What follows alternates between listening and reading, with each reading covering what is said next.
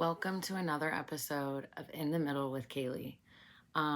It's been a while since I've talked to you guys, so I want to kind of just touch base and kind of let you know like what's been going on, give you kind of a description of where I'm going to be taking this.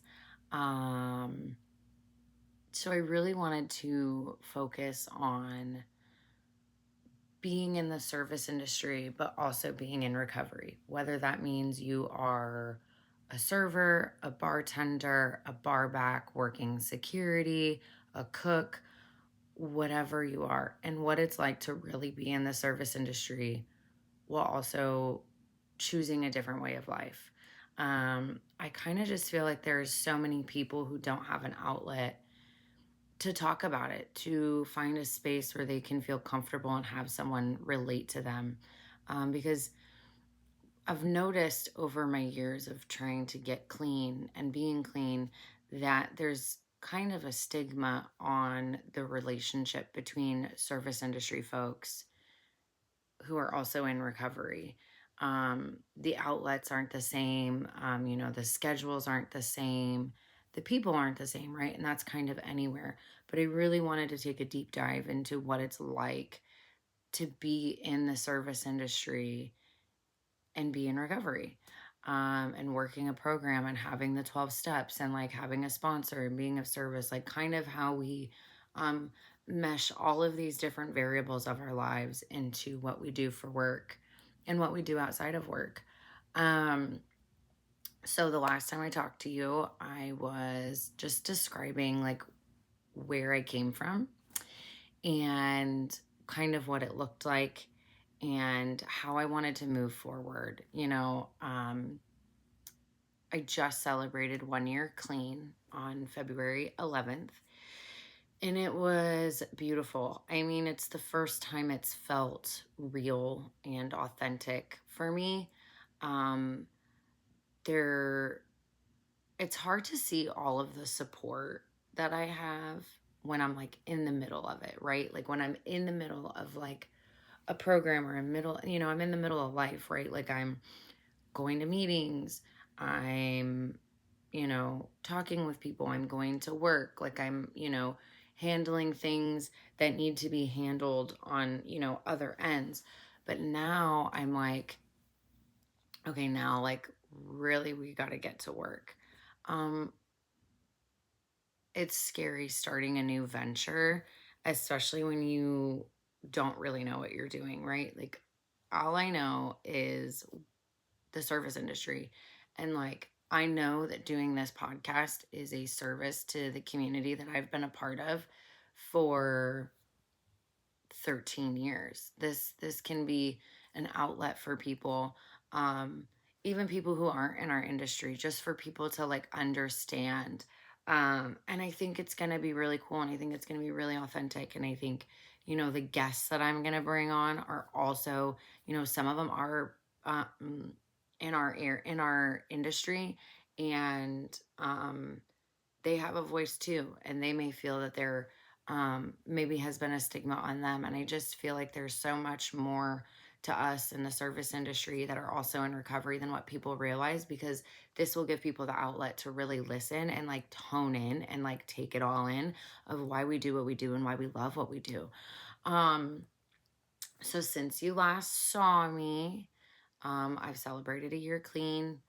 I'm still like riding the wave of, in like not intensity, but riding the wave of kind of trying to figure out my place in the recovery space. I think sometimes like we get so glued to the idea of like routine that we sometimes forget what we enjoy. And like I enjoy talking to people and I enjoy talking about recovery, but I also enjoy talking about what I do for work because I love what I do. I've been loving the service industry since I was 19 years old. It's all I really know. And it's a space that I'm not like ready to leave yet because I enjoy it. I'm satisfied with, my income. I'm comfortable with what I do. Um, and I want other people to be comfortable in the service industry who are also, um, in a 12-step program, or maybe they're not in a 12-step program and they just decided to like stop drinking or stop using and they need an outlet. And that's what I want to provide for people. So since the last episode, I have moved my boyfriend out of his condo because he is moving to Florida in April. Yes, you heard that right. Moving to Florida in April. I will not be joining yet. I have some legal things that I need to take care of. So hoping for September and I'll be able to join him in Orlando. Um, I've never wanted to stay in Omaha. I've always um, felt too big, right? Like my ideas were too big for Omaha. My um, what I wanted just like wasn't here. Um, and I'm excited and I'm nervous and I'm full of fear, but like that's where this comes in. That's where sharing it with another human being, that's where this podcast is going to be a huge outlet for that. Um, I'm very nervous, but I'm very excited about it. I think that there are so many, I've been so scared to take the risks, right? Like I've been so terrified of what could happen. What if I fail? And I'm reminded constantly that like if I fail, it just means that I tried.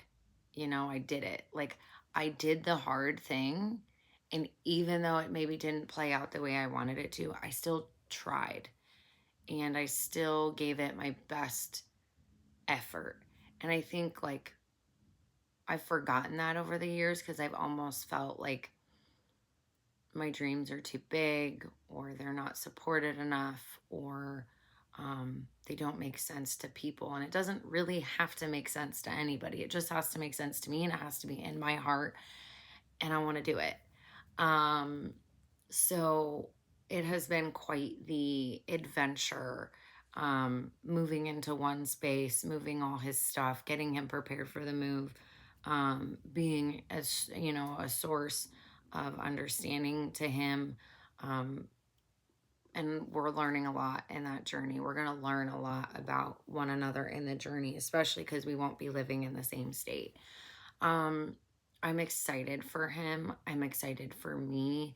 It gives us the opportunity in the space to um, really hone in on some things separately while still being together.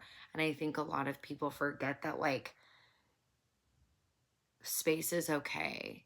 Like, space in a relationship is okay. You're allowed to, like, have those moments because sometimes, like, you need those. And I think people, myself included, like, lose themselves a little bit, when they got into a relationship or they, put off things. And not that he was ever a reason why I put things off. I did that. Like I made a decision to like not take care of those things or not do those things because I was scared. And now I'm in a position where like he's so excited for me to do this and he's like so willing to like be a part of it that I'm like, okay, I need to like really, really like hone in and do it. So here we are. Um, I'm excited for the journey.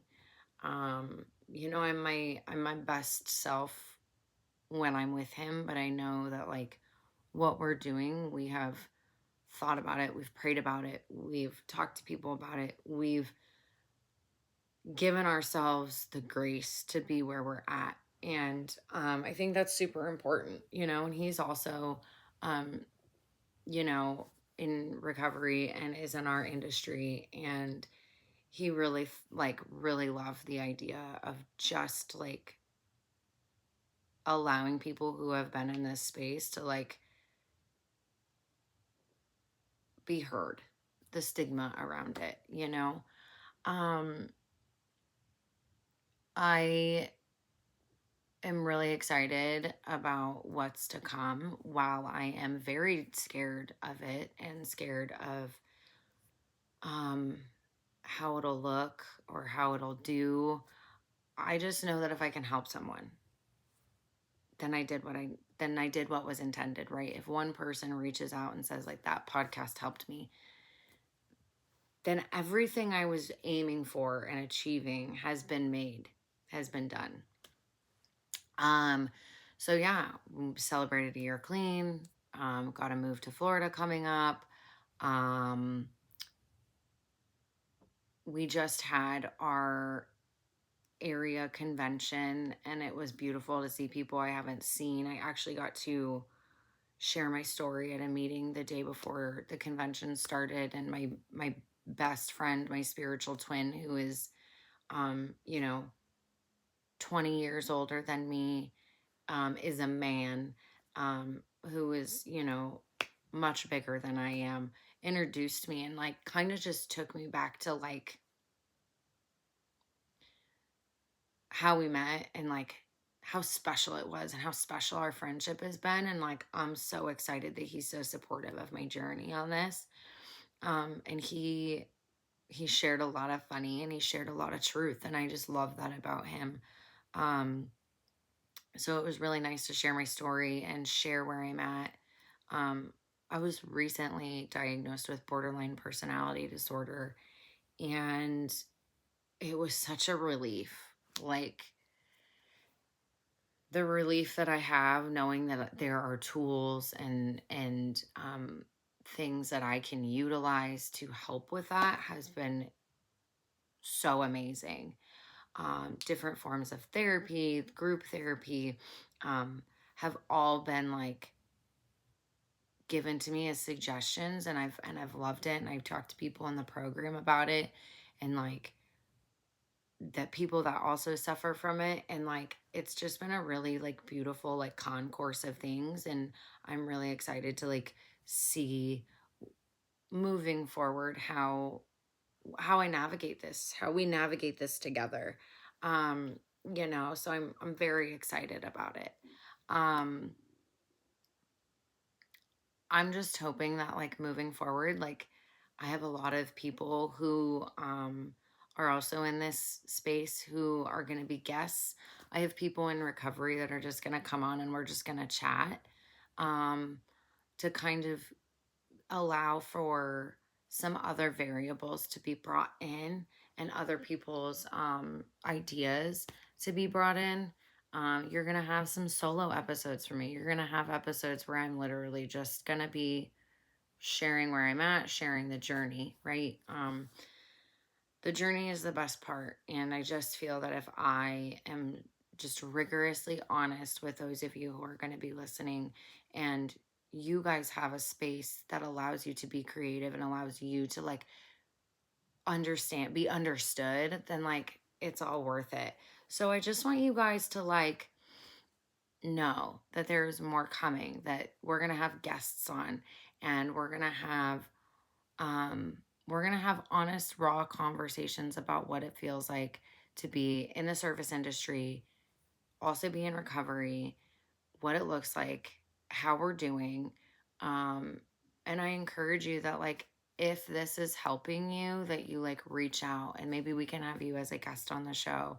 Um, because I want you to have this space be the safest place for you, because there's not a lot of people who feel comfortable enough to talk about their job in the service industry, and and that service industry being like restaurants, bars, club work, um, because everyone has a voice, and you shouldn't feel like you can't be honest or talk about what you do for work just because you're in recovery. Because I know for me, bartending has saved my life. It was the one thing that I had when everything else was falling apart, was my job, was the people that surrounded me, was the people that I served. And like, I'm not ashamed to admit that those people were a huge part of like the start of my journey into recovery again. And like, I wouldn't be where I'm at without the patrons that I've had, without the boss that I have, feeling comfortable enough to still work in that space because I was honest, but also because I was honest with people. People were honest with me. Like, I love what I do. And I wouldn't trade it for the world. I have my days, yes, where I'm like, why do I still do this? And I'm reminded why I do it because of the people I get to serve. Um, so I just want this to be a space where you can feel comfortable to listen, maybe share your own stories, your own experiences. And I'm really excited for what's to come.